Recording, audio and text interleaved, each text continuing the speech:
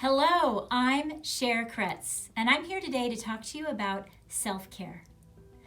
Self-care is basically doing the things that help your mind and your body feel at peace and feel calm. And when you take care of yourself, you have more energy to do the things that are important to you, to do your responsibilities, and to get through each and every day feeling confident at the end of the day, happy at the end of the day. So taking care of yourself is very important. So I have 6 tips. Now, every single one of these tips that I'm mentioning can be found in my monthly message. That's a little letter that I send out to all the Focused Mindset community.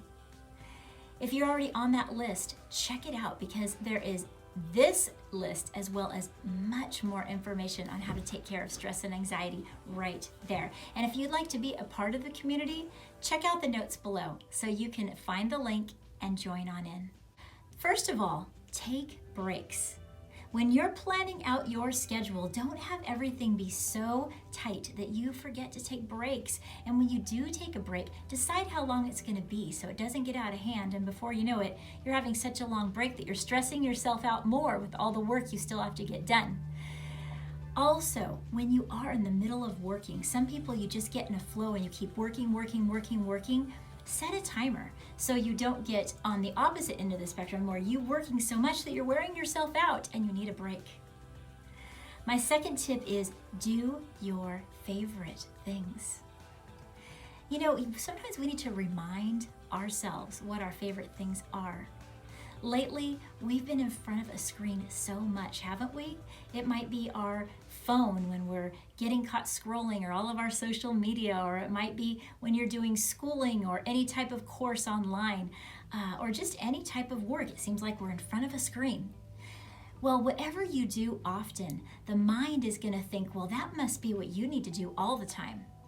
But that might not be your favorite thing. Sit down and explore what some of your favorite things are, the things that really energize you. What can you do to get fresh air? What can you do to do a sport that you haven't explored in a while? Look for your favorite things and then plan time to do them, and you're going to find that you are much happier each and every day. Yes, sometimes we will have time for those video games and those things that are also our favorite things. But doing too much of those things can drain you. So do your favorite things and be balanced about it. The third tip is learn to relax. You know, even our youngest kindergartners sometimes can get so worked up that you don't know how to relax. Sometimes relaxing is as simple as just taking some deep breaths.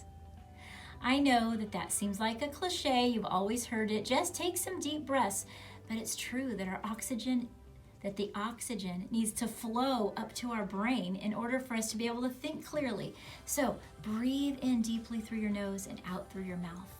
What I like to do, especially when life is getting to me, is I breathe in, and as I breathe in, I think, breathing in, I do my best. Breathing out, I let go of the rest. Thinking that as you breathe also helps you to have a very positive mindset. But you gotta learn to relax, and that's why that's step number 3. Tip number 4 is take care of your body. You only got one of them, so take good care of it. You might know, well actually I know you do know if you think about it, the areas that you can improve in this area. You've got to consider, how can I treat my body better? How much exercise am I getting? How much good food am I putting in my body?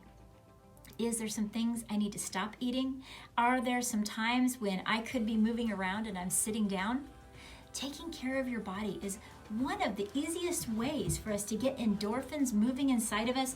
As soon as we get our body moving and we start thinking about taking care of ourselves, we are having great self-care, which leads to less stress. And tip number 5 is be around people that you enjoy. You know, it could be that sometimes that needs to be online or over the phone, or it could be in person. No matter which, seek out the people that you enjoy, the people that ring true to you.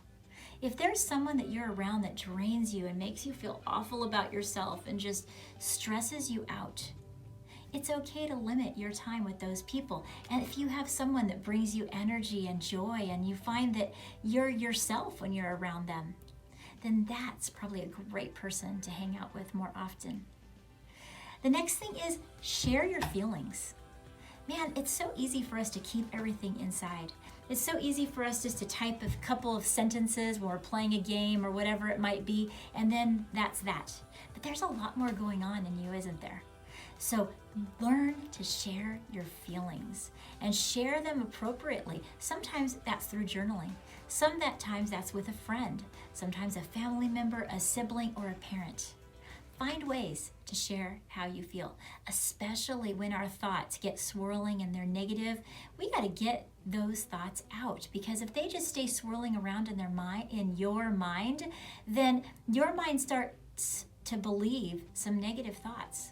And sometimes we need other people to talk to us and say, that's not true at all. Why have you been thinking that? So these are all some steps of how you can take care of yourself.